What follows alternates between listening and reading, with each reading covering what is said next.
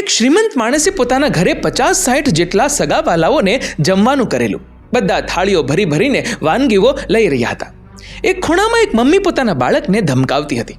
એટલે યજમાન બહેનની નજર એમના પર પડી તો પૂછ્યું, શું થયું? કેમ ધમકાવો છો બાળકને? જુઓ ને, કંઈ ખાતો જ નથી. કેટલી ટ્રાય કરું છું એને ખવડાવવાની. એમાં ધમકાવાના થોડી હોય. આ જુઓ, સામે બેઠા અમારા ફેમિલી ડૉક્ટર મહેતા. એમની પાસે લઈને જાઓ, એવી દવા આપશે ને કે બધું જમવા લાગશે. એટલામાં લાઈનમાં થાળીઓ, ગ્લાસ, વાટકી ઉઠાવી રહેલી કામવાળી બાઈની છોકરીએ આ બંનેની વાત સાંભળી અને ડૉક્ટર મહેતા પાસે જાય છે અને કહે છે, ડૉક્ટર સાહેબ, આ લોકોને આટલું જમવાનું મળી રહ્યું છે તો એને જમવું નથી. અને અહીંયા મારે એક નાનો ભાઈ છે, મા બીમાર છે, હું કામ કરું છું, એમાંથી અમારું પૂરું નથી થતું. એટલે હું એમ પૂછવા માંગુ છું કે શું ભૂખ લાગે જ નહીં એવી કોઈ દવા આવે છે ખરી? એવી દવા આવે ને તો અમારે એ લેવી છે.